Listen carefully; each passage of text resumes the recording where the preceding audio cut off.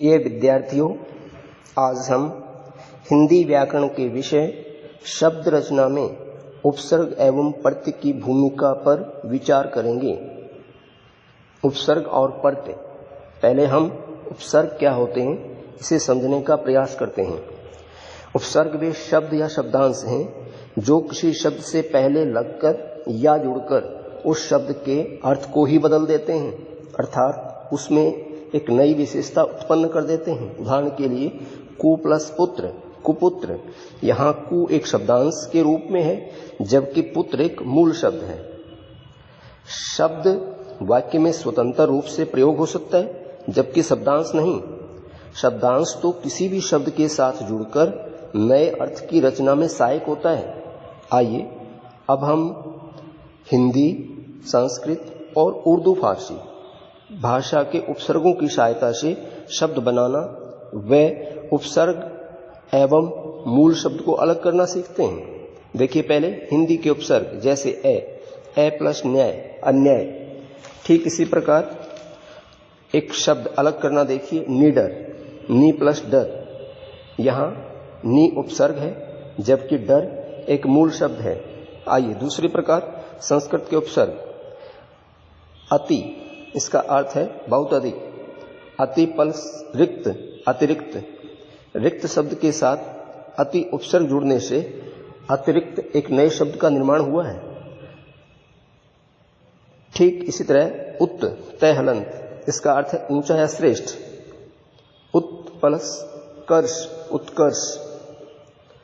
तीसरा नंबर देखिए उर्दू फारसी के उपसर्ग, खुश, इसका अर्थ होता है अच्छा। खुश प्लस दिल, खुश दिल। खुश एक उपसर्ग के रूप में है, तो दिल मूल शब्द है। इसी तरह एक उदाहरण है बद। बद के साथ हम सूरत जोड़ते हैं तो शब्द बनता है बदसूरत। आइए अब सीखते हैं प्रत्यय। जो शब्द या शब्दांश धातु, रूप, क्रिया या शब्दों के अंत में लगकर नए शब्द का निर्माण करते हैं, उन्हें प्रत्यय कहते हैं। जैसे महान प्लस ता, महानता। यहाँ महान शब्द में ता प्रत्यय का प्रयोग होने से महानता शब्द बना है। प्रत्यय मुख्यतः दो प्रकार के माने जाते हैं। नंबर एक कृत प्रत्यय, नंबर दो तदित प्रत्यय। आइए इन्हें समझते हैं। कृत प्रत्यय, जो प्रत्यय क्रिया के मूल धातु रूप के साथ लगकर संज्ञा और विशेषण का निर्माण कर देते हैं, वे कृत प्रत्यय कहलाते हैं। जैसे पढ़ाई, यहाँ पढ़ प्लस आई।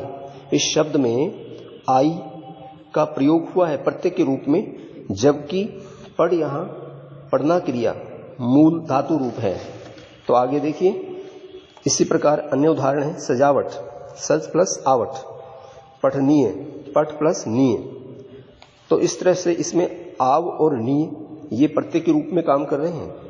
उपसर्गों की तरह प्रत्यय भी हिंदी, संस्कृत और उर्दू फारसी विभिन्न भाषाओं के रूप में हो सकते हैं।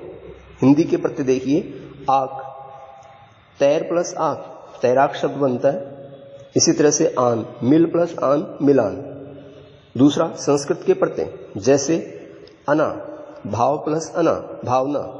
बड़ी ई, उपकार प्लस ई, उपकारी। तीसरी प्रकार उर्दू फारसी के शब्द, जैसे दार से चौकीदार, चौकी प्लस दार। दान से कलम, कलमदान। दूसरे प्रकार पर आते हैं प्रत्यय की तदित प्रत्यय, जो प्रत्यय क्रिया के धातु रूप को छोड़कर अन्य शब्दों जैसे संज्ञा, विशेषण, सर्वनाम आदि के साथ लगकर नए शब्द का निर्माण कर देते हैं, वे तदित प्रत्यय कहलाते हैं। उदाहरण देखिए बंगाल प्लस ई, बंगाली। यहाँ ई तदित प्रत्यय के रूप में है। जो बंगाल एक संज्ञा शब्द है, इसके साथ लगकर नया शब्द बंगाली शब्द बना दिया है। अन्य उदाहरण भी देख सकते हैं बुराई, बुरा प्लस आई। तो इसी तरह से हम अब ये देखते हैं कि उपसर्ग एवं प्रत्यय से मिली जुली कुछ विशेष अन्य जानकारी भी हो सकती है। जैसे ऐसे शब्द भी हो सकते हैं जिनमें उपसर्ग एवं प्रत्यय एक साथ प्रयोग हो सकते हैं। जैसे अधार्मिक, अ प्लस धर्म प्लस इक। इसमें अ उपसर्ग के रूप में है, धर्म मूल शब्द है, जबकि इक प्रत्यय का काम कर रहा है। इस तरह से अन्य उदाहरण देखिए बेचैनी, बे प्लस चैन प्लस ई। बे यहाँ उपसर्ग के रूप में है, चैन मूल शब्द है, जबकि ई ये प्रत्यय का काम कर रहा है। ऐसे शब्द भी हो सकते हैं जिसमें दोहरे उपसर्ग अथवा प्रत्यय एक साथ भी आ सकते हैं, जैसे अवैज्ञानिकता, अ प्लस विज्ञान प्लस इक प्लस ता।